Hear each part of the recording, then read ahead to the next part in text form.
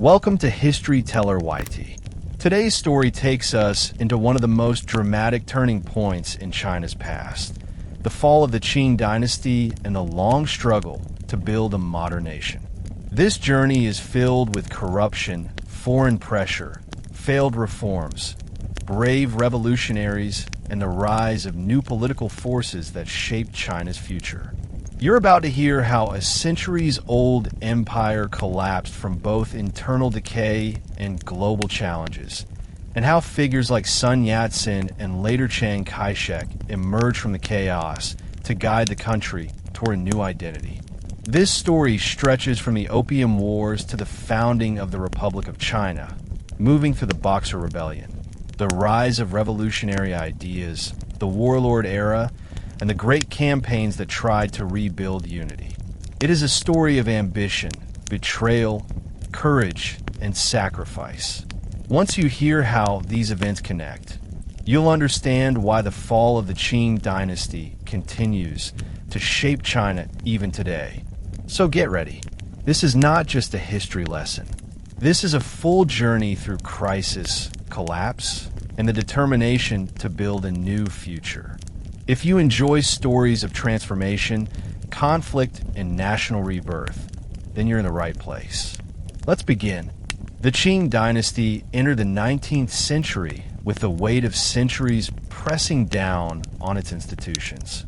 What had once been a powerful and confident empire now wrestled with outdated bureaucracy, internal weakness, and a leadership class that struggled to understand the rapidly shifting global landscape. Court officials often competed more fiercely with one another than with the problems threatening the country. Policies slowed under endless layers of paperwork and personal favoritism. As provinces grew more autonomous in practice, the central court lost the ability to enforce meaningful reforms.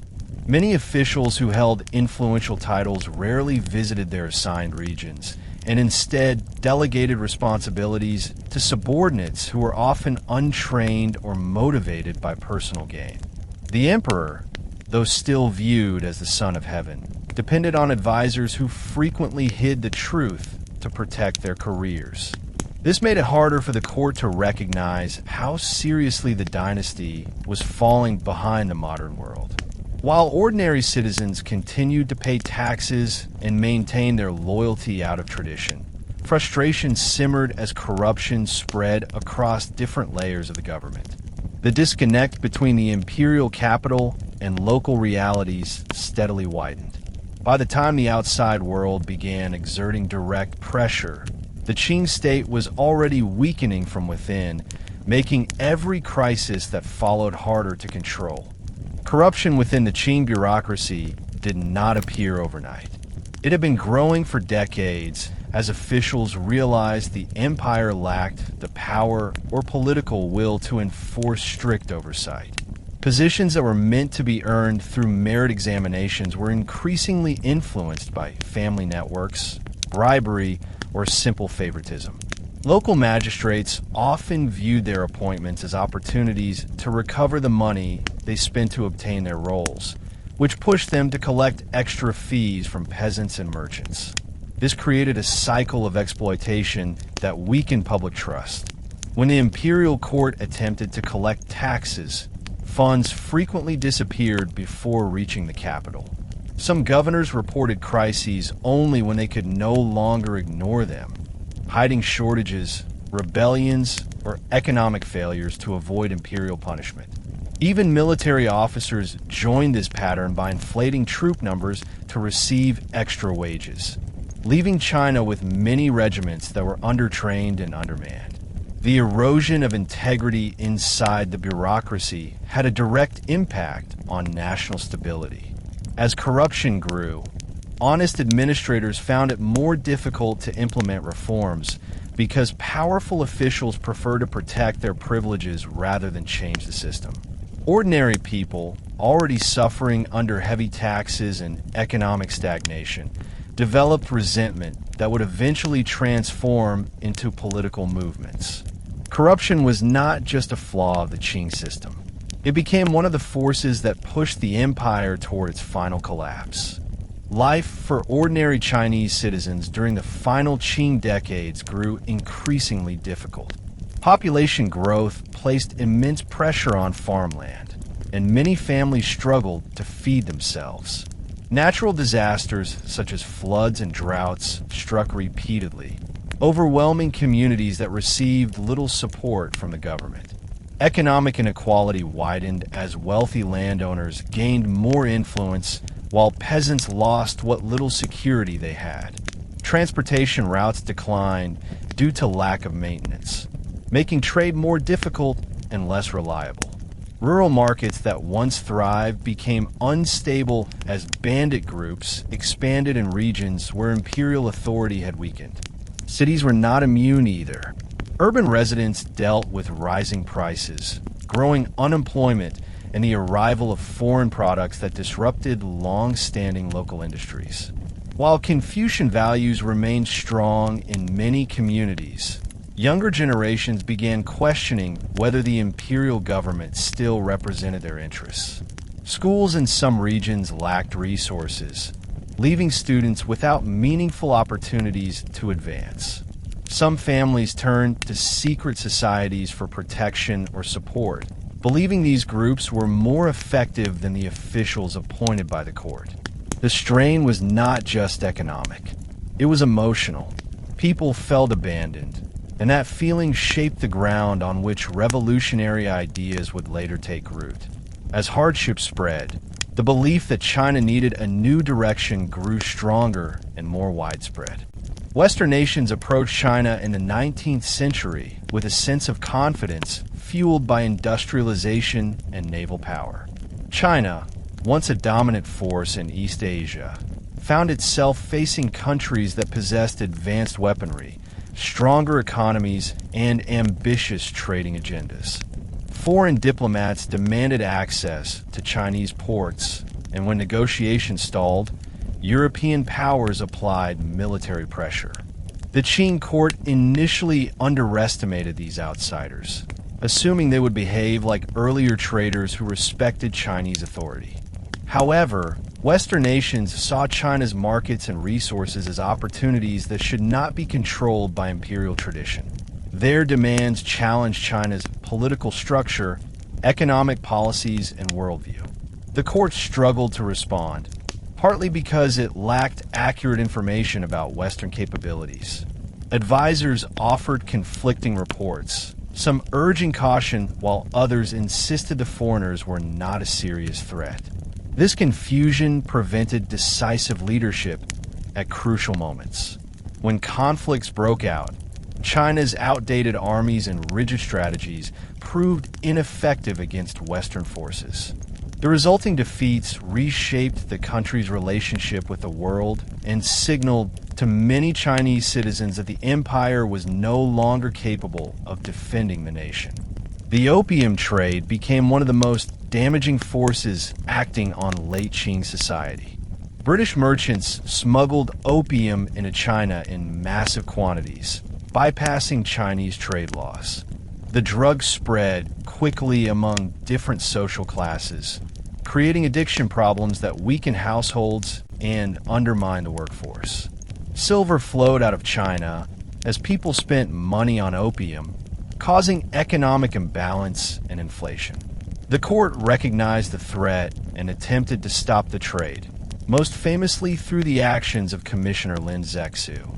His efforts to seize and destroy opium in Canton sparked retaliation from Britain, leading to the First Opium War.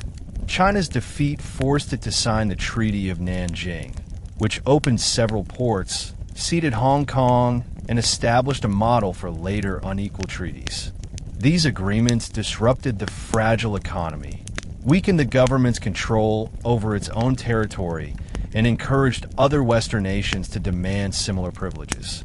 Opium continued to circulate despite efforts to restrict it, further contributing to social decline. Families lost their savings, productivity dropped, and the moral authority of the imperial court appeared compromised. The aftermath of the opium crisis left China vulnerable not only to foreign influence, but also to growing internal unrest. The Opium Wars marked a turning point in the Chinese national consciousness. For centuries, China considered itself the cultural center of the world, confident in its traditions, philosophies, and systems. Losing to smaller foreign powers shattered that belief. The treaties signed under military pressure were viewed as humiliations that contradicted the dignity of a civilization thousands of years old. Foreign soldiers patrolled port cities, and missionaries built schools and churches that introduced new ideas about governance, science, and religion. Many Chinese felt overwhelmed, unsure how to reconcile their heritage with the rapid changes around them. Some intellectuals argued that China must learn from the West, while others feared adopting foreign methods would destroy traditional values. The tension between reform and preservation became one of the major debates of the period. In the meantime, foreign concessions grew into semi-colonial enclaves where Western laws overshadowed Chinese authority. These areas symbolized China's weakness and fueled resentment. The sense of humiliation did not simply wound national pride. It served as a catalyst for emerging political clubs, student groups, and secret organizations determined to restore China's strength. This emotional shift laid the groundwork for the revolutionary ideas that would see the Qing Dynasty fall. The Qing court eventually recognized that China needed to modernize if it hoped to survive in a world dominated by industrial powers.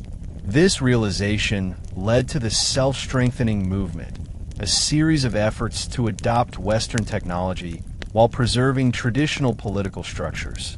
Reformers promoted the creation of modern arsenals, shipyards, and schools that taught new sciences. They encouraged the study of foreign languages and sent young scholars abroad to observe Western institutions firsthand.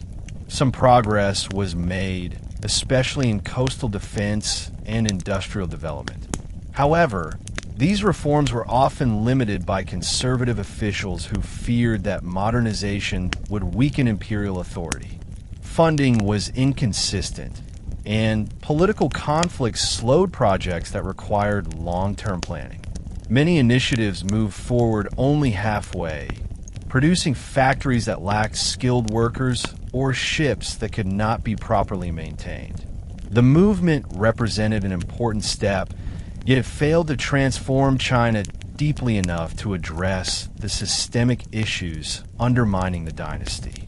The country remained caught between two worlds, adopting certain tools of modernity while clinging to an aging bureaucratic framework.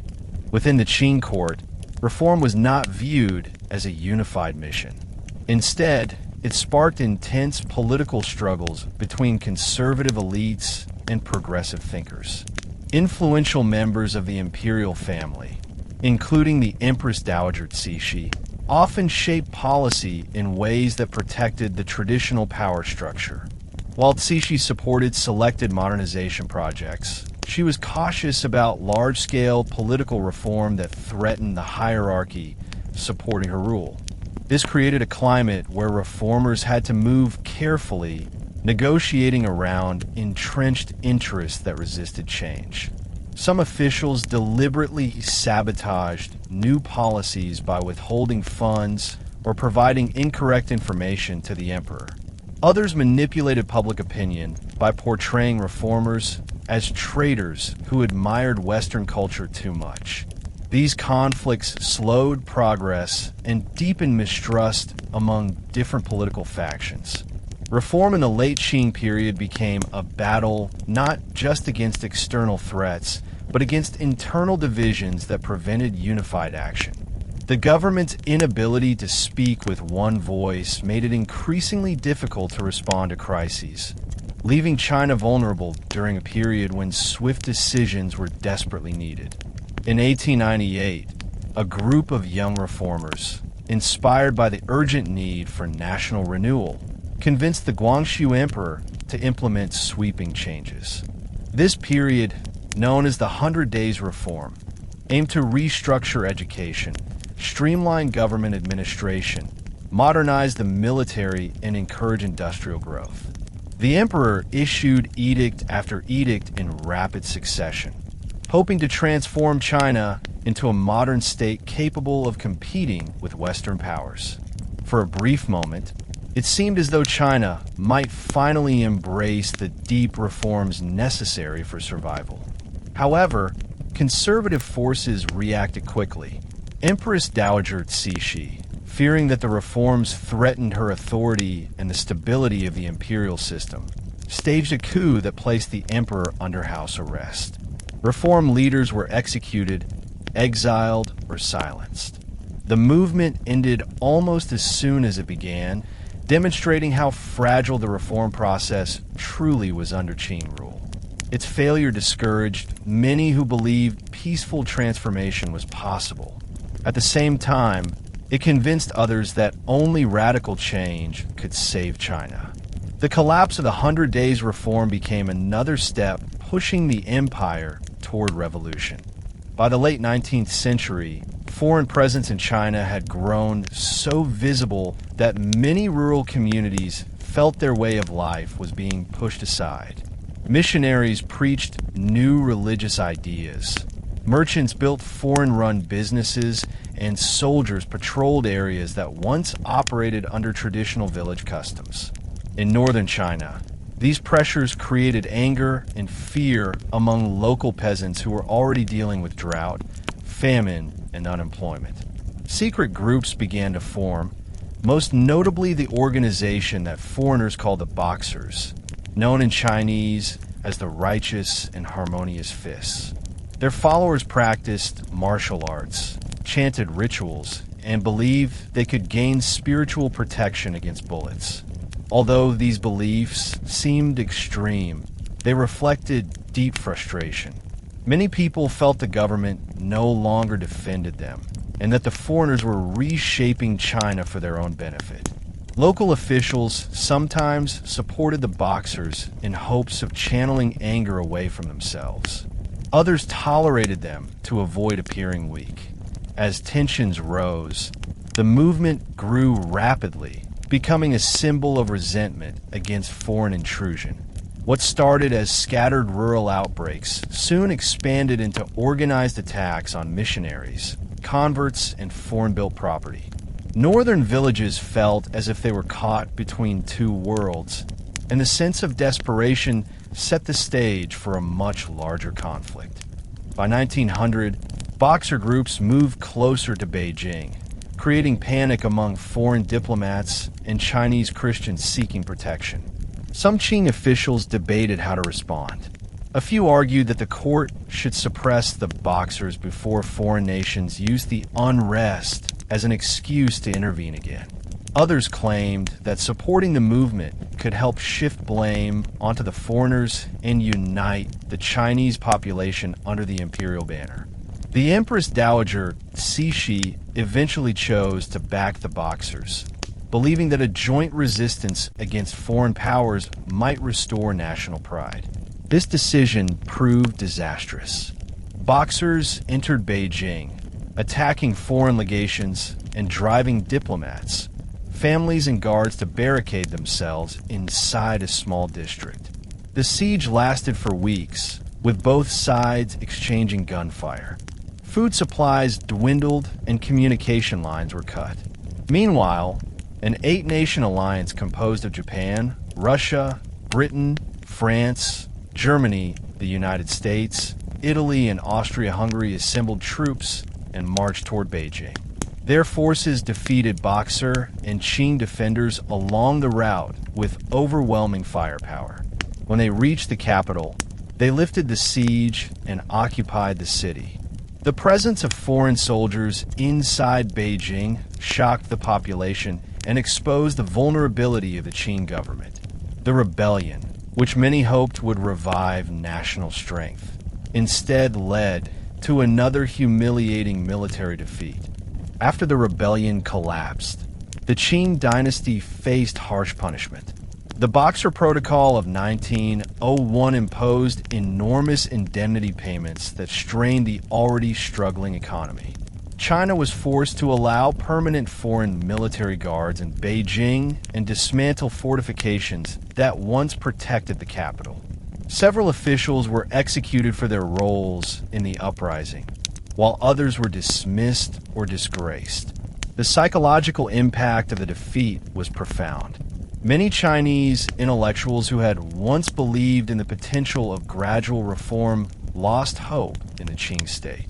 The government's inability to defend the nation or manage internal unrest convinced them that deeper political transformation was necessary.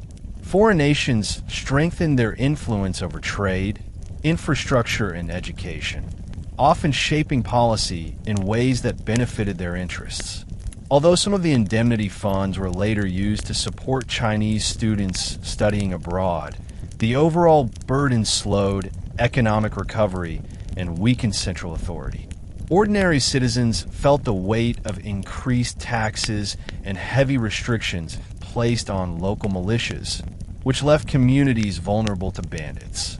The Boxer Protocol became another symbol of China's humiliation, and its effects rippled across society.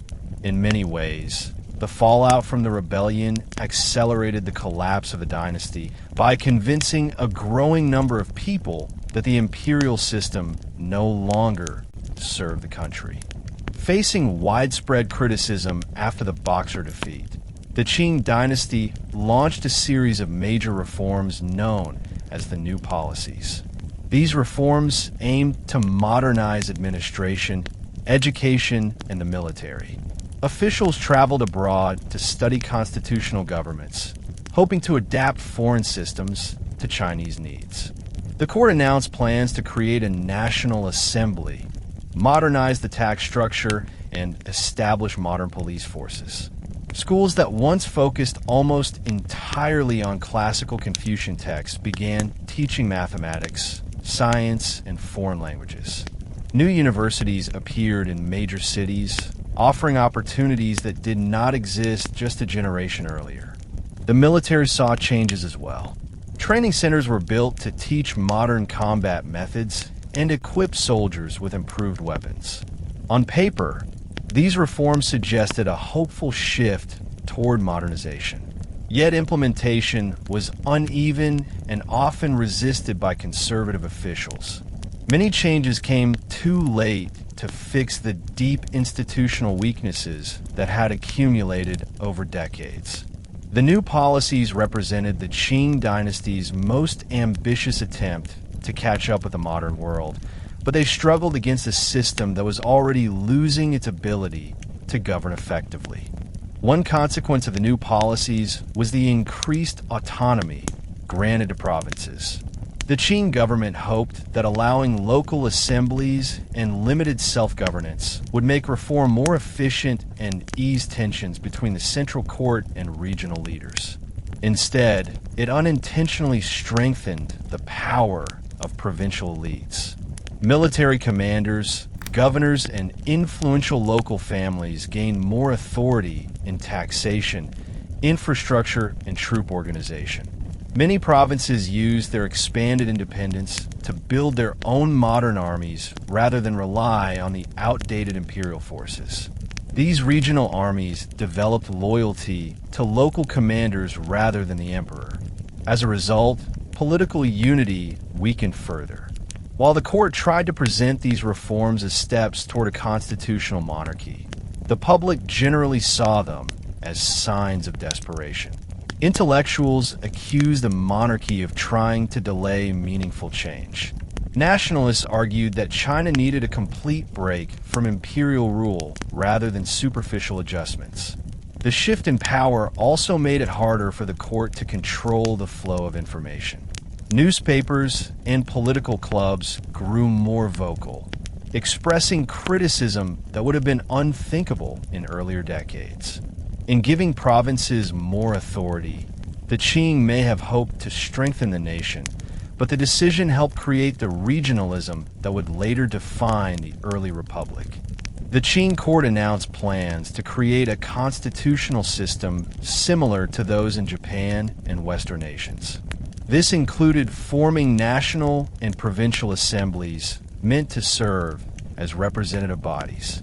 However, the timeline for full constitutional rule was vague, and many believed the monarchy intended to delay reforms to preserve its power. When the imperial family attempted to reorganize the government under a new cabinet dominated by Manchu nobles, public outrage spread quickly. Critics argued that the so-called constitutional changes were merely a disguise for continued imperial control. Political groups across China debated whether the monarchy could be trusted to transform itself. Reformers who once supported gradual change grew frustrated as they realized the court was unwilling to surrender real authority. Students held protests, newspapers published scathing editorials, and revolutionary groups gained new supporters. The gap between government promises and public expectations widened to the point where reconciliation became impossible. The attempt to establish a constitutional monarchy failed not because the idea lacked merit, but because the dynasty lacked credibility. Trust had deteriorated so severely that even genuine reforms would have struggled to win support. By the time the court understood this, revolutionary momentum was already too strong to contain. Sun Yat-sen was born into a farming family in Guangdong, far from the political centers of China. Yet his life experiences shaped him into one of the most influential figures of the late Qing period. As a young man, he traveled abroad to Hawaii, where he encountered modern education and new ideas about government, citizenship, and science. These influences broadened his worldview and introduced him to concepts that challenged traditional imperial rule. Where he later studied medicine in Hong Kong, he became even more aware of China's weaknesses in comparison to Western nations. Medical training exposed him to structured systems of knowledge and professional discipline, strengthening his belief that China needed comprehensive reform. Sun did not simply criticize the dynasty. He envisioned a new kind of political order.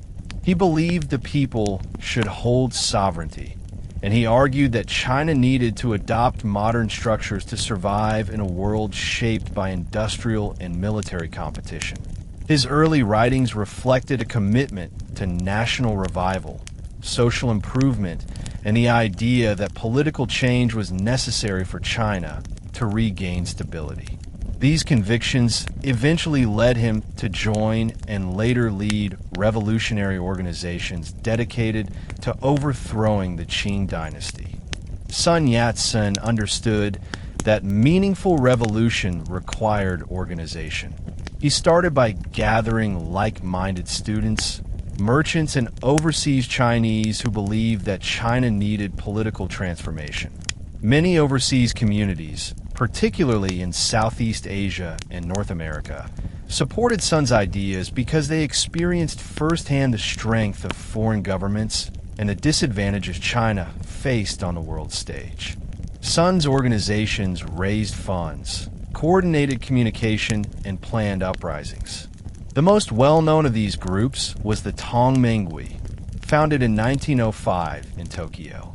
It united various revolutionary factions under a shared mission to expel the Manchu rulers, restore Chinese sovereignty, and establish a republic.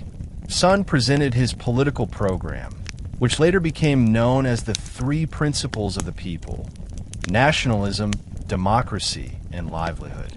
These principles offered a clear framework for China's future and helped distinguish the revolutionary movement from earlier rebellions that lacked cohesive ideology.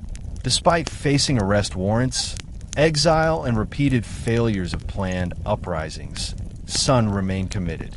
His persistence inspired many young Chinese who were frustrated by the Qing government's inability to protect the nation or implement effective reforms. Revolution was no longer the dream of isolated radicals. It became a national conversation. By the early 20th century, dissatisfaction with the Qing Dynasty had reached nearly all levels of society. Students who studied abroad returned with new political ideas and joined revolutionary circles. Merchants, harmed by unstable markets and taxes, provided financial support. Even some members of the gentry, who once defended the imperial system, began to question whether it could still govern effectively. Sun Yat-sen's vision offered a sense of direction at a moment when many felt uncertain about China's future. Meanwhile, the Qing reforms failed to win public trust, and foreign influence continued to expand. Regional armies, now powerful under local commanders, were no longer reliable instruments of imperial authority. Many officers sympathized with nationalist ideas or grew frustrated with court politics. This shifting balance of power made widespread revolution increasingly possible.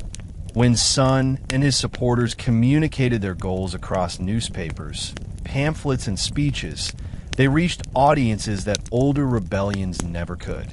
The movement gained momentum through modern communication networks and a shared belief that China was entering a historic turning point.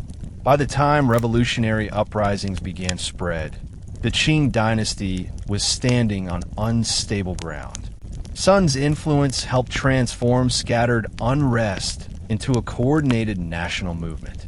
The Qing Dynasty's attempts to modernize its military came late, but the impact of these efforts reshaped China's political landscape in ways the imperial court never intended. After defeats in the Opium Wars, and especially after the loss to Japan in 1895, the government realized that the traditional banner armies and green standard troops were no longer effective. They lacked modern training, discipline, and equipment. Reformers pushed for the creation of new military academies, updated drills, and imported weapons. These changes produced the new army, which became the most capable force in the empire. Young officers were trained in modern tactics, and many were exposed to political ideas that questioned autocratic rule. The irony was that the Qing created these modern armies to defend its survival, yet the reforms unintentionally empowered provincial leaders who commanded them. Instead of strengthening centralized authority, the new structure produced military units that owed their loyalty to regional commanders rather than the imperial court. This shift would prove decisive in the final years of the dynasty. While the court attempted to maintain symbolic authority, real power began to migrate to the provinces. The military modernization that should have saved the dynasty became the foundation for the political fragmentation that followed. Among the officers who rose to prominence during the Qing modernization efforts, Yuan Shikai stood out for his ambition, military skill, and political acumen. He played a central role in organizing and training the Beiyang army, which soon became the strongest fighting force in China. Yuan understood that power in the late Qing era depended not on imperial titles, but on control over trained soldiers. He cultivated loyalty among his officers and built a network of influence that stretched across northern provinces. The Qing court valued his capabilities, but feared his ambitions. This tension became clear during the 100 Days Reform, when Yuan betrayed the Guangxu Emperor by siding with the Empress Dowager Cixi, a decision that saved his career but damaged his reputation among reformers. Despite this, his army continued to expand, gaining access to modern weapons, reliable funding, and organized command structures. By the early 20th century, the Beiyang army was not only the core of the Qing military, but also a political force capable of determining the nation's future. Yuan understood this better than anyone. He waited for the right moment, aware that the dynasty was weakening and that his personal ambitions could shape the era that followed. As provincial commanders gained more autonomy, the Qing government struggled to maintain nationwide control. Governors who once relied on imperial directives now had independent tax systems, modern armies, and influence over local elites. The court hoped that decentralizing power would stabilize the country, but the opposite occurred. Each region developed its own priorities, often conflicting with national interests. In some provinces, leaders supported revolutionary ideas. In others, they remained loyal but demanded concessions. The imperial court, isolated in Beijing, became increasingly disconnected from the realities of the country it claimed to rule. When the court attempted to impose new policies or taxes, provincial leaders negotiated, stalled, or ignored directives. What remained of imperial unity rested more on tradition than on functional authority. This fragmentation would become one of the key reasons the 1911 revolution succeeded so rapidly. When uprisings began, the provinces did not rally around the throne. Many saw the revolution as an opportunity to assert their own relevance or break free from central control entirely. The decline of centralized authority was not a dramatic collapse, but a gradual unraveling. By the time crisis erupted, the dynasty no longer possessed the mechanisms to hold the nation together. One of the most transformative developments in the late Qing period was the spread of modern schools and the decline of the classical examination system. For centuries, civil service exams shaped China's intellectual and social life, rewarding memorization of Confucian texts. When the court abolished the examination system in 1905, it marked a cultural turning point. New schools introduced subjects like physics, geography, and political science. Students learned not only knowledge, but also new ways of thinking about individual rights, national identity, and government responsibility. Many young people grew increasingly frustrated with the slow pace of imperial reform.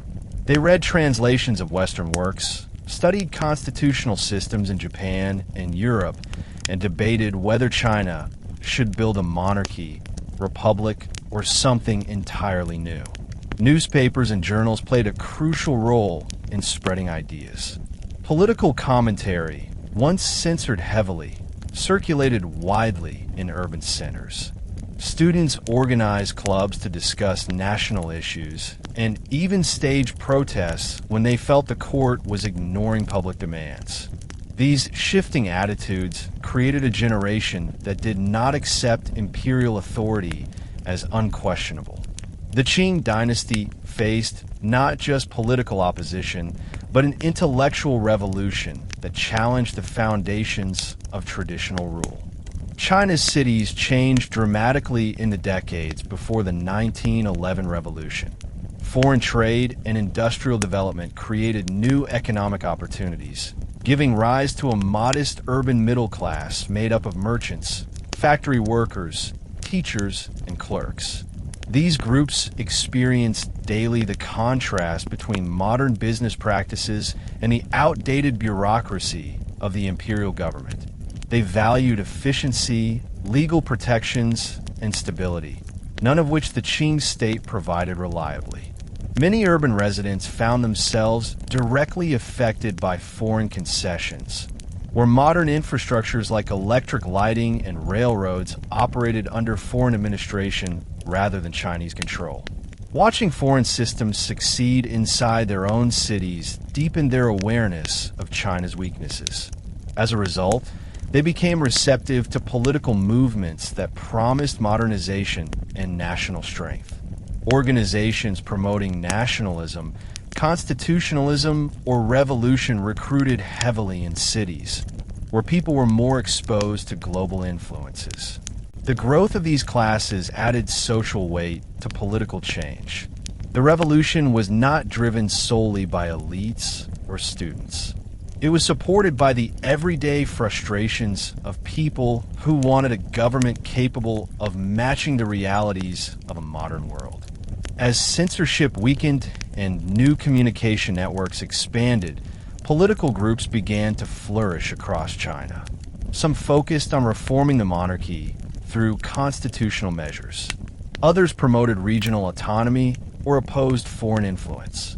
revolutionary organizations, including those connected to Sun Yat-sen's Tongmenghui, distributed pamphlets that criticized the Qing Dynasty's failures and outlined a vision for a modern republic. Public debates unfolded in newspapers, tea houses, lecture halls, and student associations. For the first time in centuries, political participation extended beyond official scholars and court elites. Ordinary citizens engaged in discussions about national sovereignty, economic development, and the future of China's government. This environment encouraged bold thinking, and many people came to believe that the imperial system was not only outdated but actively harmful. The Qing court watched these developments with growing unease but lacked the authority to suppress them effectively. Every failure of policy, every diplomatic humiliation, and every economic hardship added fuel to the debate. By the time revolution approached, public opinion had shifted decisively. The dynasty was no longer seen as the guardian of Chinese civilization, but as an obstacle blocking the nation's path forward. One of the immediate triggers of the 1911 revolution was the railway nationalization crisis.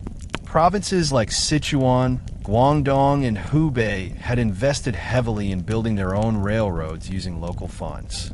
These projects symbolized regional pride and economic independence.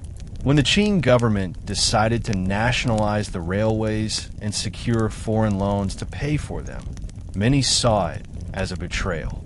Provincial elites lost financial control, and the public feared that foreign banks would gain influence over critical infrastructure.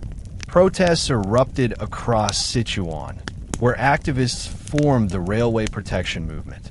Demonstrations grew larger, and clashes between protesters and government troops resulted in casualties that intensified anger. The crisis revealed the widening gap between the central government and the provinces. The decision to take control of the railways was meant to modernize transportation and stabilize finances, but it backfired. Instead of strengthening the dynasty, it fueled resentment, radicalized provincial leaders, and provided revolutionary groups with a powerful argument. The Qing government could not be trusted to defend national interests. The railway crisis became a catalyst that pushed simmering discontent into open confrontation. On October 10, 1911, a turning point arrived when revolutionary soldiers in Wuchang launched an uprising that quickly spread beyond the city. The revolutionaries had not planned to start the rebellion that night. A bomb exploded accidentally, revealing their identities to authorities. Facing imminent arrest, they decided to act immediately. To their surprise, the uprising succeeded far more easily than anticipated. Many units of a new army refused to suppress the rebels and instead joined the movement. Government control collapsed rapidly. Within days, revolutionaries seized nearby cities and established provisional governments. What made the Wuchang uprising extraordinary was not just its sudden success, but the speed at which its momentum expanded. Provinces across China declared independence from the Qing Dynasty, forming their own assemblies and aligning themselves with the revolutionary cause. The imperial court, shocked and unprepared, struggled to respond.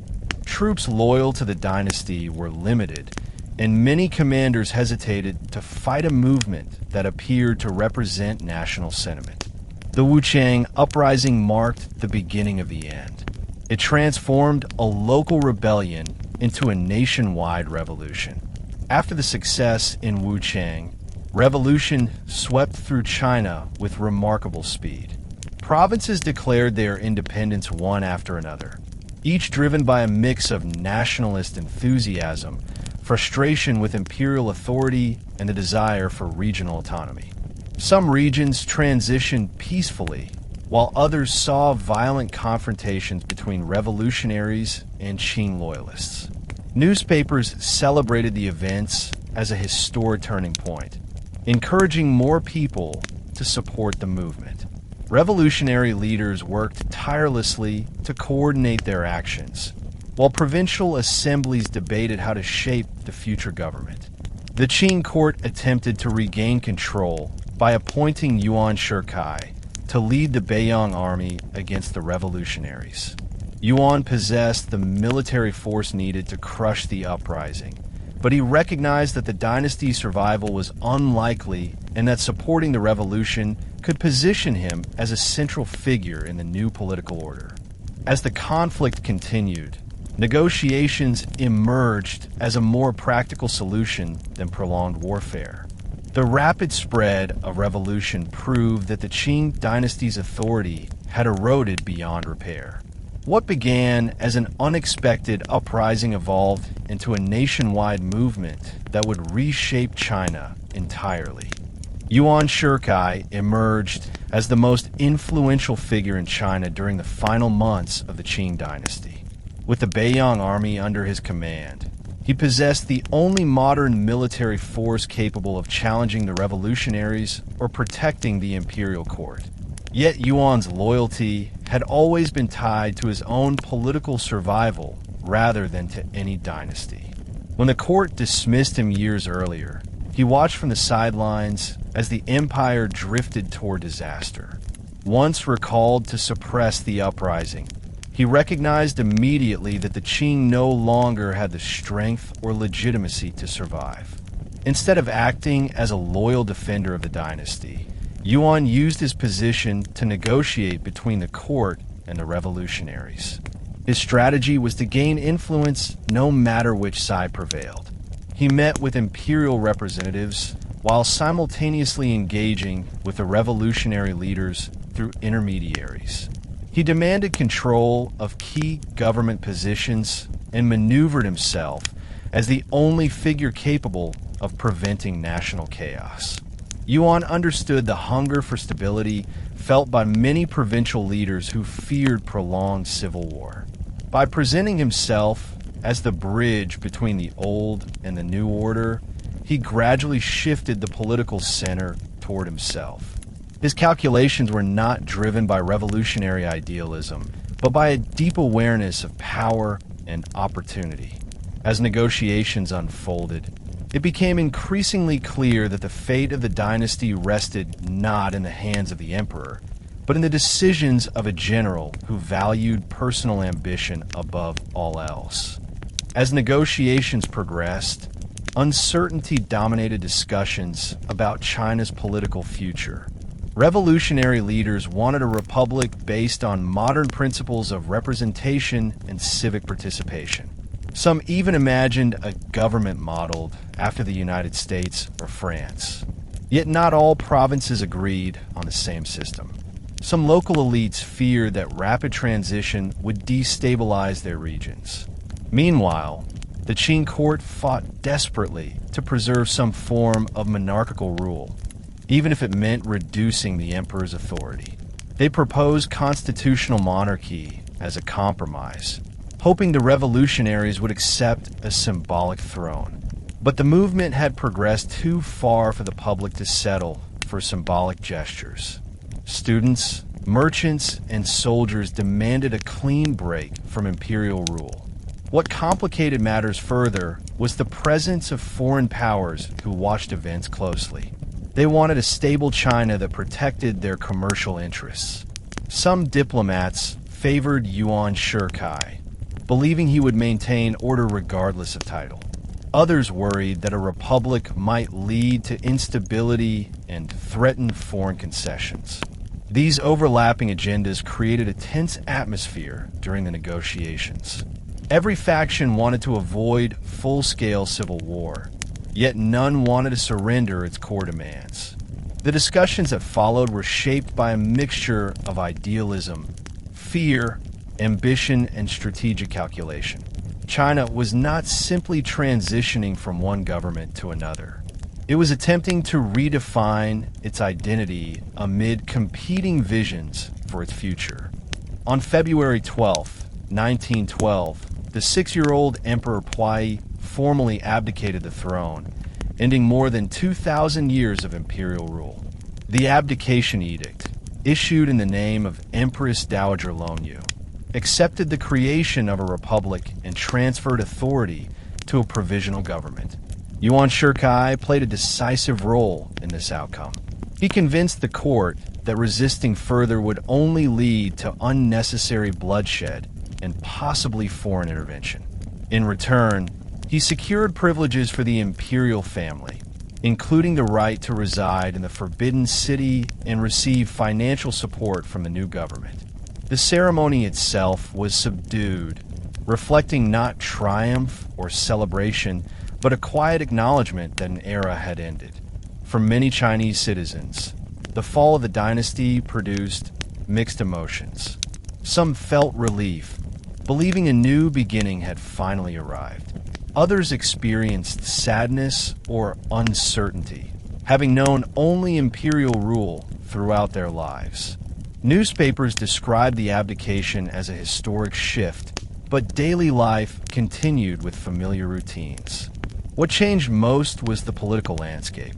The Qing Dynasty, once the center of Chinese civilization, became a memory. Its collapse had not been the result of a single battle, but a long accumulation of crises, failures, and transformations that left the empire unable to adapt. The abdication symbolized the end of the old order and the fragile start of a new experiment in self-governance.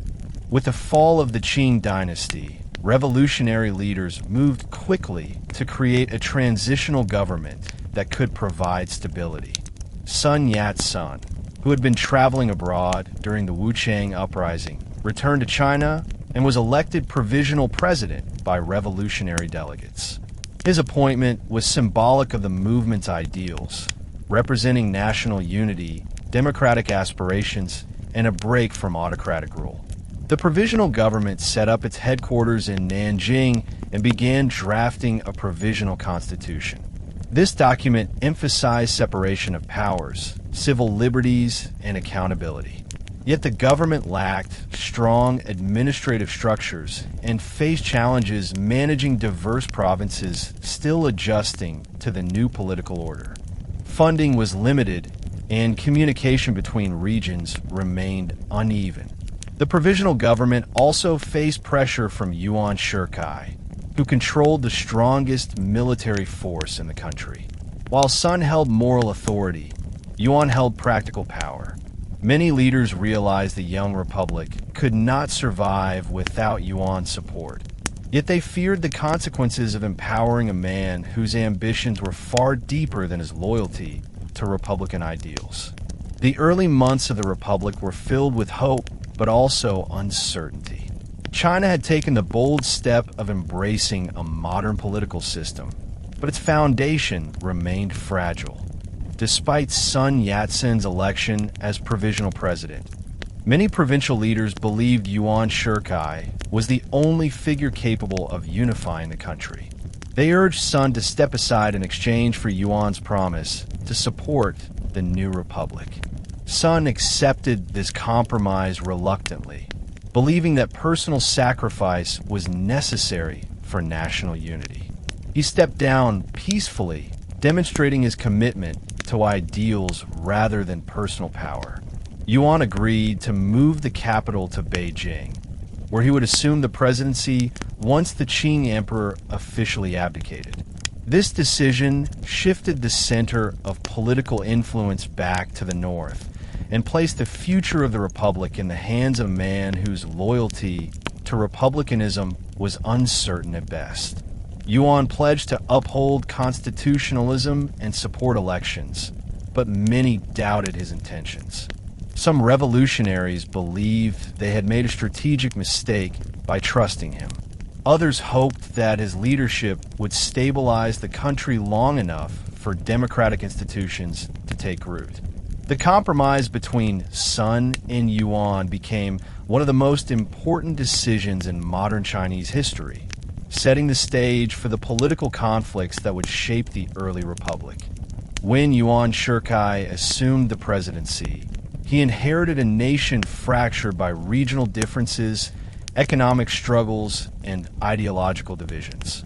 Provinces expected increased autonomy, believing the Republic would allow them to manage their own affairs.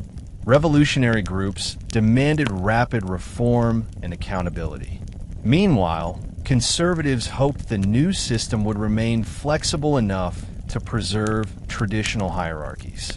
Yuan had to balance these competing demands while dealing with the expectations of foreign powers who wanted stability above all. His administration struggled to enforce national policies, collect taxes consistently, or unify the military under a single command. The Republic was a political idea still searching for a functional structure. Public enthusiasm remained high, but the government lacked the institutional strength to implement widespread reforms. Tension simmered beneath the optimistic surface. Many people soon realized that overthrowing the Qing Dynasty had been easier than building a new country. Unity existed more in spirit than in practice. The fragile coalition that brought the Republic into existence began to show signs of strain, revealing the difficulties China would face in its effort to create a modern political order. Once in office, Yuan Shikai moved quickly to consolidate authority. Although he promised loyalty to Republican principles, his actions revealed a desire to centralize power in ways reminiscent of imperial rule. He strengthened his control over the military, placing loyal officers in key positions. He also used political pressure to weaken rivals, dissolve assemblies, and restrict press freedoms. Yuan viewed political debate not as a healthy expression of Republican life, but as a threat to national unity and, more importantly, to his own position. When the newly formed parliament resisted his decisions, he used accusations of corruption or incompetence as grounds to dismiss its members. His critics argued that he had no intention of building democratic institutions. Instead, he sought to replace the Qing Dynasty with a new form of personal rule. Many who had supported the compromise that brought Yuan to power felt increasingly betrayed. Yet his authority continued to grow because he controlled the most effective military force in the country. The consolidation of power marked a turning point that shifted the Republic away from its founding ideals. Tension between Yuan Shikai and the Nationalist Party, Kuomintang, escalated quickly.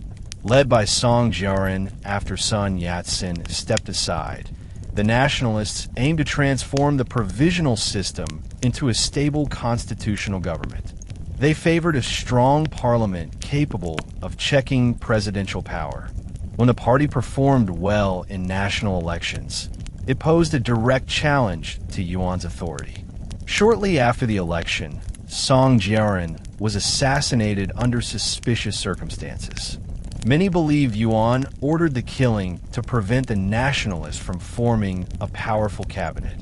Although evidence was circumstantial, public sentiment blamed the president. The Nationalists demanded accountability and mobilized opposition.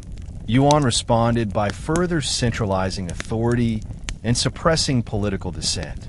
These confrontations hardened political divisions and shattered hopes for a collaborative Republican order. The dream of peaceful democratic development quickly gave way to fear that China was drifting toward autocracy once again. Instead of uniting the nation, the political struggle deepened fragmentation, revealing how fragile the new system truly was. Yuan Shikai's ambition reached its peak when he attempted to declare himself emperor in 1915. Believing that a monarchical system would bring stability and strengthen his rule, he accepted a campaign launched by his supporters urging him to take the throne. This decision shocked the nation. Revolutionaries felt betrayed, constitutionalists were outraged, and even some of Yuan's closest allies questioned his judgment. The idea of reviving the monarchy contradicted the core mission of the 1911 revolution. Opposition erupted across the country. Provinces declared independence once again, and military commanders refused to support the new empire. popular sentiment turned sharply against Yuan, who had miscalculated both his influence and the public's determination to prevent a return to autocracy. Foreign powers, hoping for stability, also withheld support. Yuan soon realized that his dream of becoming emperor was unsustainable. He abandoned the plan, but the damage was irreversible. His authority collapsed, and he died shortly afterward in 1916, leaving the young republic leaderless and fractured. His failed attempt at monarchy marked the final unraveling of centralized power, plunging China into a new era of regional conflict. With Yuan Shikai's death in 1916, China entered one of the most chaotic periods in its modern history. The central government in Beijing still existed, but it had almost no real authority. Ministries continued to issue directives, yet these orders held meaning only on paper. Power shifted to regional military commanders who controlled their own territories with little regard for national policy.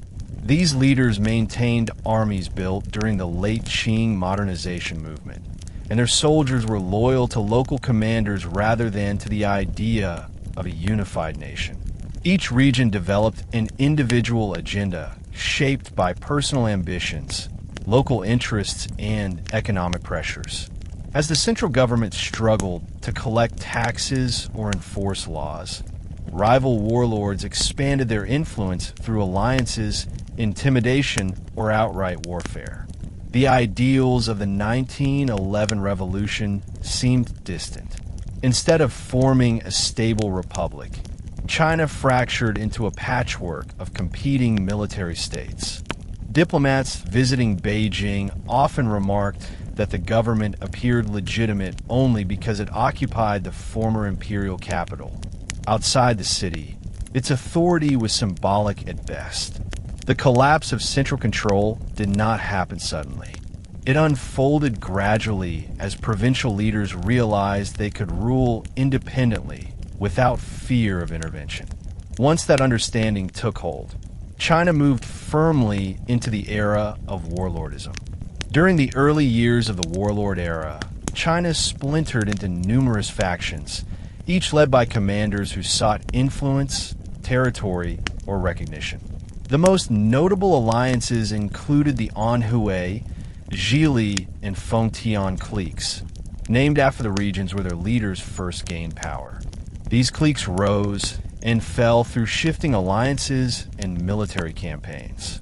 The Anhui clique, led by Duan Shirui, attempted to dominate the government in Beijing, but faced strong resistance from rival factions. The Zhili clique, supported by influential military governors, challenged Anhui control and engaged in repeated conflicts to expand its reach. Meanwhile, the Fengtian clique in Manchuria, backed by strong industrial and financial resources, acted as a powerful force in the northeast. These groups did not fight solely for ideology. Their struggles were driven by personal loyalty, access to resources, and strategic advantage. Civilians living within warlord territories often endured heavy taxation, conscription, and unstable governance. Some warlords promoted modernization projects, but many prioritized military expansion over public welfare. Railways and telegraph lines, instead of uniting the country, became tools for military strategy. The fragmentation created deep divisions that hindered national development. China resembled a country in name, but not in function, torn between leaders more interested in personal power than in building a unified republic. For ordinary people, the Warlord Era brought uncertainty and hardship that surpassed the difficulties of the late Qing years. Villages were frequently caught between rival armies that demanded supplies, seized food, or pressed young men into service. Farmers struggled to plant crops when military units moved unpredictably through their fields. Merchants faced unstable trade routes and unpredictable taxation. In cities, inflation soared as local governments printed their own currency to fund military operations. while some urban centers remained relatively stable. Most communities experienced periods of fear as battles erupted nearby. Education suffered because schools lacked funding or were disrupted by conflict. Students who once participated in political movements now found themselves navigating a landscape where speaking openly could provoke retaliation from occupying forces. Although the Republic still existed in theory, its promises of representation and rights remained distant from daily reality. People adapted as best they could, relying on family networks, secret societies, or local elders for protection. The dream of national revival was overshadowed by the struggle to survive. Yet amid the turmoil, seeds of future change were planted. Intellectuals, frustrated by the warlords' failures, began searching for new ideologies that could rebuild China. Their dissatisfaction would shape the movements that emerged in the following decade. As political fragmentation deepened, Chinese intellectuals turned their attention toward cultural and ideological transformation. Many believed that the weaknesses of the late Qing and early Republic stemmed from outdated traditions that prevented China from adapting to a modern world. Universities and journals became centers of debate, calling for science, democracy, and critical thinking. The New Culture movement emerged as a powerful force, promoting the rejection of rigid Confucian norms and the embrace of new ideas from abroad. Writers argued that true national reform required more than political change. It required a transformation of values, language, and education. Vernacular Chinese began replacing classical writing in literature and journalism, making modern ideas accessible to a broader public. Students organized lectures, published essays, and challenged authority in ways unseen in earlier generations. The movement encouraged women's rights, individual freedom, and intellectual curiosity. It represented a break from centuries of tradition while offering hope that China could reinvent itself on its own terms. Despite disagreements among leaders, the New Culture movement introduced a new spirit of modernity that inspired a generation seeking change beyond military struggle. The New Culture movement reached its peak in 1919 with the May 4th movement, a mass student-led protest that began in Beijing and spread across the country. The immediate cause was China's humiliation at the Paris Peace Conference, where the victorious powers awarded former German holdings in Shandong to Japan instead of returning them to China. Students felt betrayed by foreign nations and by Chinese officials who failed to defend national interests. They marched through the capital demanding reforms, accountability, and resistance against foreign encroachment. Their activism sparked strikes, boycotts, and demonstrations in major cities. Merchants and workers joined the movement, transforming it into a national event that transcended class lines. What made the May 4th movement significant was not only its political demands, but its cultural impact. It encouraged intellectual exploration, strengthened nationalist sentiment, and challenged traditional hierarchies. Many participants began searching for new political models that could restore China's dignity. Some turned toward Western liberalism, while others explored socialism or Marxism. The movement marked a turning point in modern Chinese consciousness, signaling that the younger generation would no longer accept weakness or division as inevitable. It accelerated the search for new ideologies capable of rebuilding the nation. China's intellectual landscape became increasingly diverse as scholars debated how to modernize the country. The failure of the early republic and the chaos of the Warlord Era convinced many that political reform alone was not enough. Some thinkers promoted liberal constitutionalism, believing that education and strong civic institutions could revive the nation. Others favored nationalism as the driving force for reunification. Socialist and Marxist ideas gained momentum among students and workers who saw them as solutions to economic inequality and foreign domination. The Russian Revolution provided a real-world example that ideological change could transform a vast and fractured country. Meanwhile, Sun Yat-sen continued promoting his three principles of the people, refining his vision to adapt to the challenges of the era. Political clubs, study societies, and newspapers debated these competing viewpoints, creating a vibrant intellectual environment despite the instability. What united these diverse ideologies was the shared conviction that China could not remain in its current state. The search for a guiding philosophy became as important as the struggle for political control. Each idea offered a different path forward, and together they shaped the debates that would influence China's next major transformations. During the Warlord Era, Sun Yat-sen continued striving to realize his vision of a unified and modern republic. After a period of political exile and strategic regrouping, he returned to southern China and established a government in Guangzhou.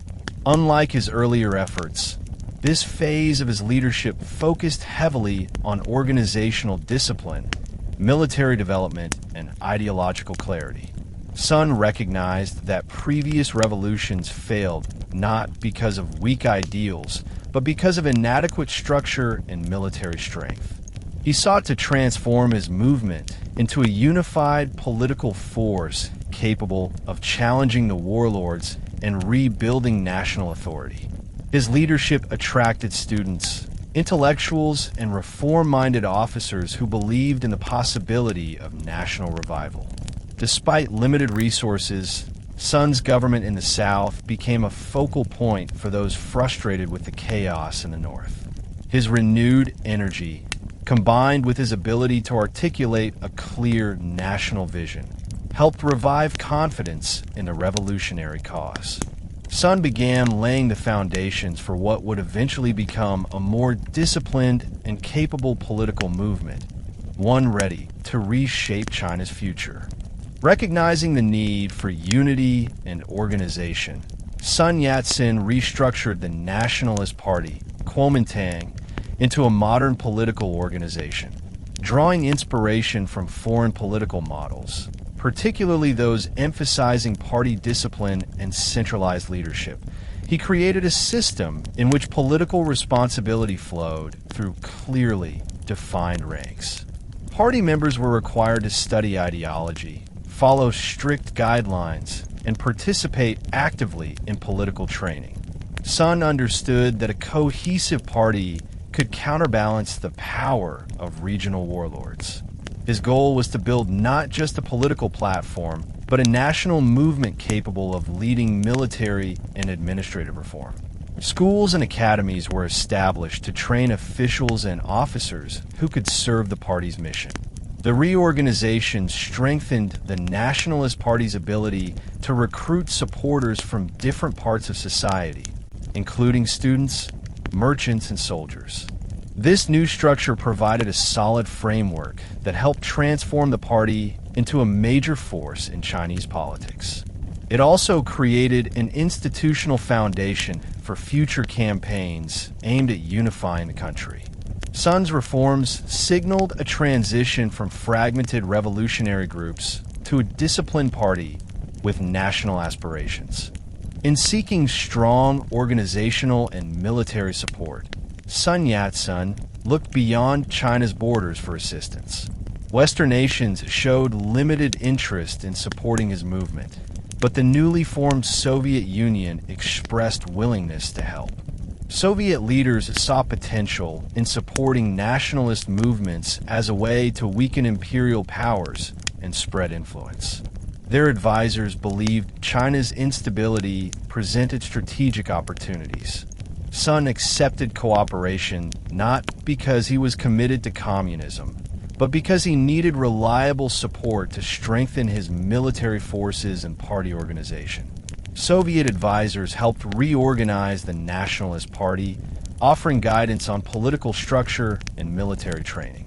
They also encouraged cooperation between the nationalists and emerging Chinese communist groups, believing united action could accelerate national reunification. The partnership brought resources, expertise, and strategic confidence to Sun's movement. It also introduced new ideological currents that would influence China's political landscape in the years ahead. The cooperation marked an important turning point, demonstrating Sun's willingness to adapt his strategies to changing circumstances and his commitment to securing the resources needed for national revival. As China struggled through warlordism, Sun Yat-sen recognized that unifying the country required broad cooperation across political groups. His party, the Nationalists, lacked the military strength and national reach needed to challenge the fragmented regional powers. Meanwhile, the newly formed Chinese Communist Party was small and lacked resources, but possessed organizational discipline and ideological clarity. The Soviet Union encouraged both groups to collaborate, hoping that a united revolutionary movement would accelerate national unification and reduce foreign influence. After negotiations, the nationalists and communists agreed to join forces, establishing what became known as the First United Front in 1923. Under this alliance, communist members joined the Nationalist Party while maintaining their own ideological background. They participated in political training, party restructuring, and grassroots mobilization. Although there were underlying tensions, both sides recognized the urgent need for unity against the warlords. Sun believed cooperation would strengthen the revolution, while the communists saw the alliance as a platform to expand their influence. The formation of the First United Front marked a major shift in China's political landscape. It represented not only a strategic partnership, but also a moment of cautious optimism that rival ideologies could work together for a common national goal. A key achievement of the United Front was the founding of the Whampoa Military Academy in 1924 near Guangzhou. This academy became the nationalist central institution for training modern military leaders. Sun Yat-sen envisioned it as a place where ideology, discipline, and military science merged to produce officers dedicated to national unity rather than personal ambition. He appointed Chiang Kai-shek as its first commandant, a choice that shaped the course of Chinese history for decades. The academy received significant Soviet support, including advisors, funding, and equipment. Communist members also participated in both teaching and training, creating an environment where future leaders from both parties studied together. Students were taught modern tactics, organizational methods, and the importance of loyalty to the national cause. Many of the officers who later commanded major armies during China's civil conflicts began their careers here. The academy soon earned a reputation for determination and professionalism, helping build a disciplined military force capable of challenging warlords. It also served as a symbol of the United Front's early success. By combining political education with modern military training, Whampoa provided the structure needed for a national armed force dedicated to ending China's fragmentation. During the mid-1920s, the nationalists and communists worked together to prepare for a major unification campaign. Their cooperation extended to party recruitment, political training, and organizational development across multiple provinces. Propaganda teams spread messages promoting nationalism, unity, and resistance to warlord rule. Rural communities, which had long suffered under arbitrary taxation and military occupation, responded positively to the promise of reform and stability. Urban populations, influenced by the intellectual movements of previous years, welcomed an opportunity to build a stronger central government capable of defending national sovereignty. Although disagreements existed between nationalist and communist leaders, they maintained the alliance, understanding that warlords posed a greater immediate threat than ideological differences. Military preparation intensified, and commanders trained new divisions to ensure that upcoming campaigns would be coordinated and effective. Provincial leaders who had grown weary of constant conflict began signaling their willingness to support any movement capable of restoring order. By the time Sun Yat-sen passed away in 1925, the foundations of a national unification effort were firmly in place. His successors inherited an army, a party structure, and a strategic alliance ready to reshape China's political future. In his final years, Sun Yat-sen remained deeply committed to the mission of national rejuvenation. Although illness weakened him, he continued drafting proposals, delivering speeches, and advising party leaders. His vision for China rested on three central pillars: nationalism, democracy, and livelihood. He believed that China needed to reclaim its sovereignty by ending warlord rule and resisting foreign domination. Nationalism, in his view, was not about exclusion, but about unity and shared responsibility. Democracy, as he defined it, required a gradual approach. He understood that China needed time to develop institutions, civic education, and administrative capacity before fully implementing democratic governance. Livelihood, the third principle, reflected his concern for economic inequality and social justice. Sun hoped to create systems that would ensure fair land distribution, improve infrastructure, and opportunities for ordinary citizens.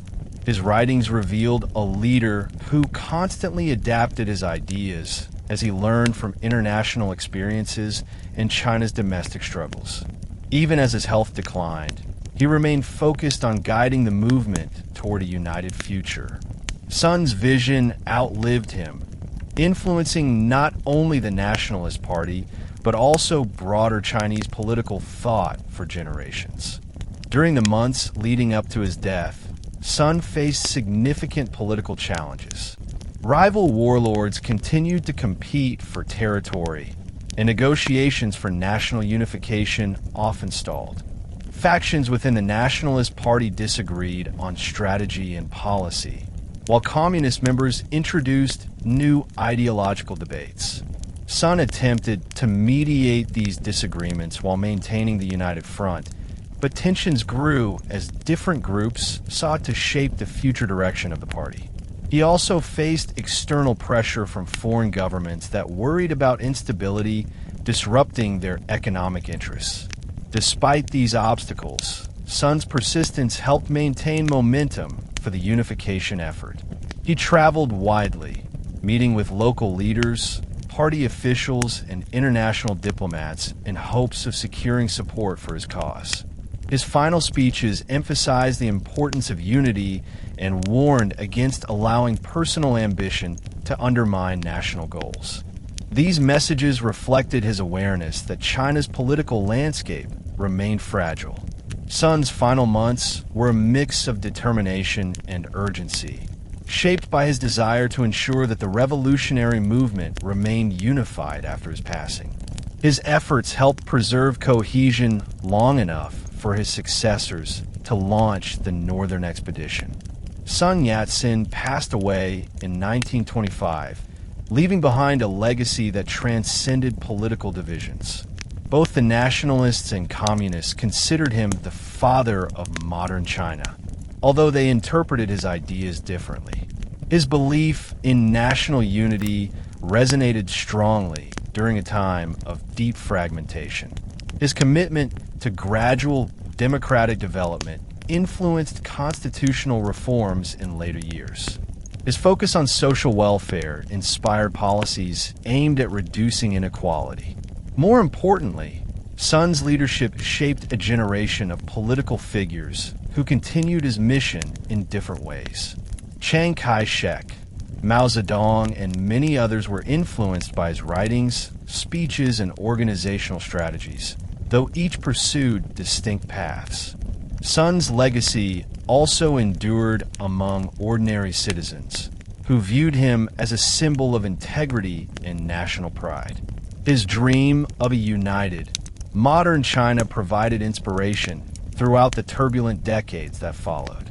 Although he did not live to see the success of the Northern Expedition or the eventual reunification of large parts of the country, his ideas served as the guiding foundation for these efforts. His life demonstrated the power of vision, perseverance, and adaptability in shaping a nation's future. After Sun Yat-sen's death, leadership of the nationalist movement gradually shifted to Chiang Kai-shek, who had already gained prominence as commandant of the Whampoa Military Academy. Chiang's disciplined approach, military training, and strong sense of organizational control impressed many within the party. He believed firmly in restoring national unity through military force and administrative centralization. Unlike Sun, who balanced political ideals with diplomatic strategies, Chiang prioritized decisive action.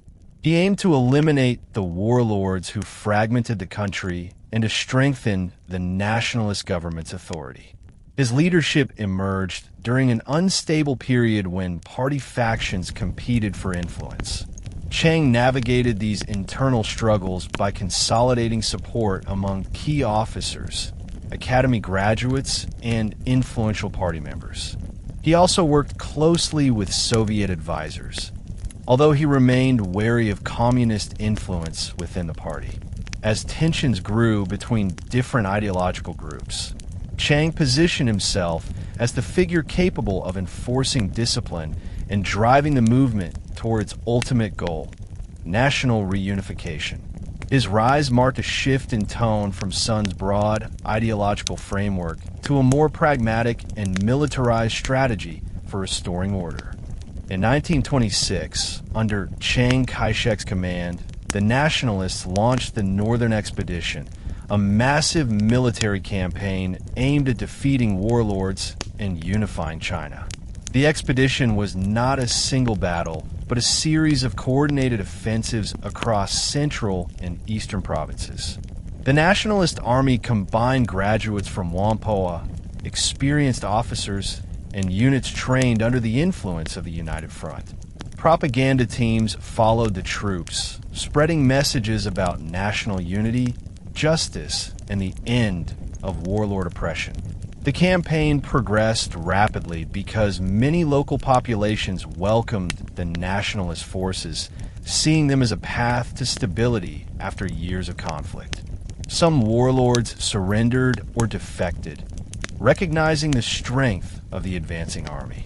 Others resisted, but were defeated in key battles that boosted the morale of nationalist troops. International observers initially doubted the expedition's chances, but its early successes surprised foreign powers and Chinese political factions alike. The campaign marked the first serious attempt since the fall of the Qing Dynasty to restore central authority. It inspired confidence that China might finally escape the cycle of fragmentation and conflict. Although the Northern Expedition achieved significant victories, it also revealed deep ideological divisions within the United Front. As the Nationalists advanced, disagreements between communist and nationalist leaders intensified. The Communists worked to mobilize labor unions and peasant associations, encouraging grassroots activism. Chiang Kai-shek feared that such movements threatened party discipline and challenged his authority. He also worried that communist influence could destabilize newly captured territories. Meanwhile, warlords who initially joined the Nationalists sometimes continued acting independently, creating administrative challenges. Economic strain increased as the campaign extended across multiple regions, requiring supplies, transportation, and coordination. Despite these difficulties, the expedition reshaped China's political map. Major warlord regimes collapsed, and regions that had remained divided for years returned to a semblance of centralized governance. The Nationalists appeared closer than ever to achieving Sun Yat-sen's dream of unification. Yet beneath this progress, tensions simmered between Chiang and his communist allies as the campaign approached key industrial and urban centers. The question of who would control China's political future grew impossible to ignore. These unresolved conflicts would soon erupt into open confrontation, reshaping the revolution and determining the direction of the republic. As the Northern Expedition pushed northward, the alliance between the nationalists and communists began to fracture under the weight of competing goals and mutual distrust. While both sides agreed on the need to defeat the warlords, their visions for China's future diverged sharply. Communist organizers encouraged workers to strike, peasants to form associations, and local communities to challenge old hierarchies. These movements gained strong support among laborers and farmers who had long endured exploitation, but they alarmed conservative nationalist leaders and business groups who feared social upheaval. Chiang Kai-shek viewed these grassroots mobilizations as a threat to party discipline and national stability. He believed that revolution should be controlled from the top, guided by military leadership and administrative planning. Communist leaders, on the other hand, argued that empowering the masses was essential for genuine transformation. Soviet advisors attempted to mediate the tension, but struggled to balance support for both partners. As these ideological disputes intensified, mistrust deepened within the United Front. Nationalist commanders reported that communist activities complicated military logistics and challenged their authority. In response, communist leaders feared that Chiang was preparing to suppress them once warlord threats diminished. What had once been a strategic partnership began shifting into a quiet struggle for political survival, with both sides preparing for the possibility that cooperation might soon collapse. The tipping point arrived in 1927 when Chiang Kai-shek ordered a violent purge of communist organizations in Shanghai. The city had become a center of revolutionary activity, with labor unions and communist groups mobilizing thousands of workers. Chiang believed that if he did not intervene, these groups would overshadow nationalist authority in one of China's most important economic centers. He made secret arrangements with local police, business elites, and sympathetic militias to eliminate communist influence. On April 12th, nationalist forces launched a coordinated attack on union headquarters, party offices, and meeting places across the city. The confrontation quickly escalated into widespread arrests, executions, and street battles.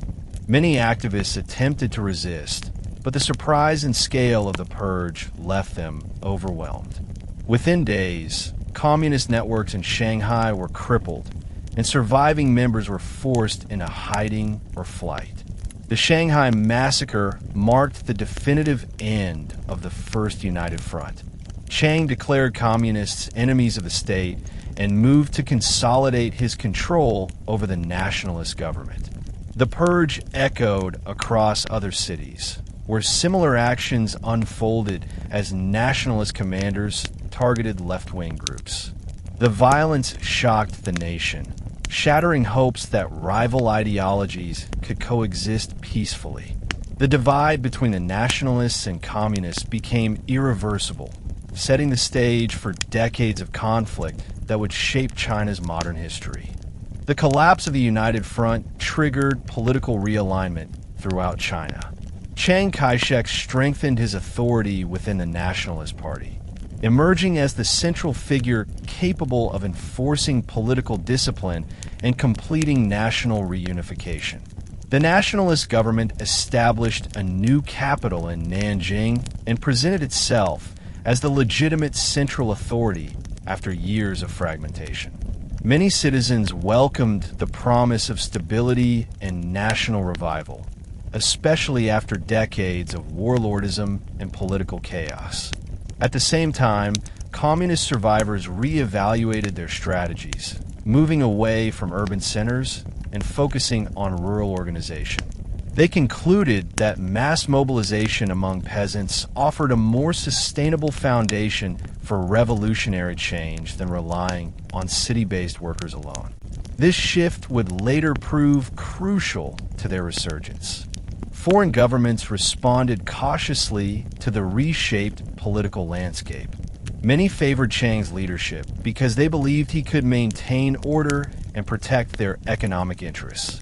However, they remained uncertain about the long-term stability of the nationalist regime. Internally, Chiang faced the task of unifying diverse regions, managing economic challenges, and establishing administrative structures capable of sustaining national governance. Although the northern expedition continued, and many warlords surrendered or were absorbed into the nationalist command, the political landscape remained complex. The end of the United Front brought both progress and new challenges, leaving China at a critical crossroads as the dream of national unity approached reality, but the shadow of ideological conflict continued to grow. The fall of the Qing Dynasty in 1911 marked more than the end of imperial rule. It transformed the very structure of Chinese political life.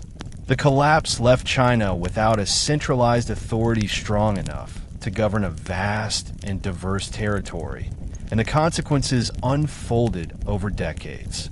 The weaknesses embedded in late Qing administration, corruption, regional autonomy, military imbalance, and resistance to reform, created conditions that could not be resolved quickly.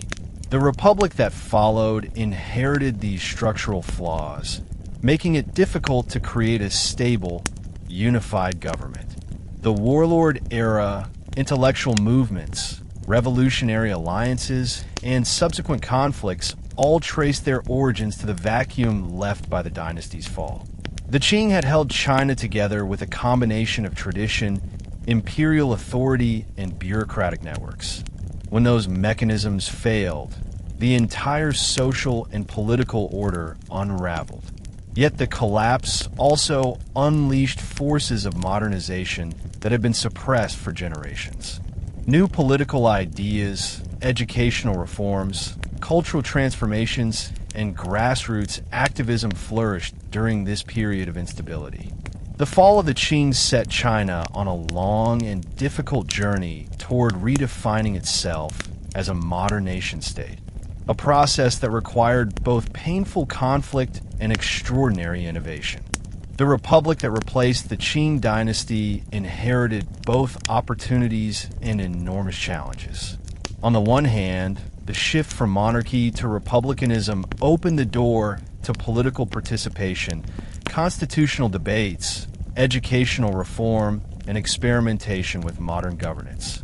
Cities developed newspapers, universities, and political associations that played key roles in shaping public consciousness. Students and intellectuals emerged as leaders in national movements, demonstrating that political influence was no longer restricted to bureaucratic elites. On the other hand, the Republic faced overwhelming obstacles. The absence of strong national institutions made it difficult to enforce laws, collect taxes, or implement reforms. Provincial autonomy, a problem rooted in late Qing governance, continued to undermine efforts to centralize authority. Foreign powers maintained significant influence, complicating domestic policies. The rivalry between political factions, nationalists, communists, warlords, and regional elites, created a landscape where unity was fragile and conflict often unavoidable.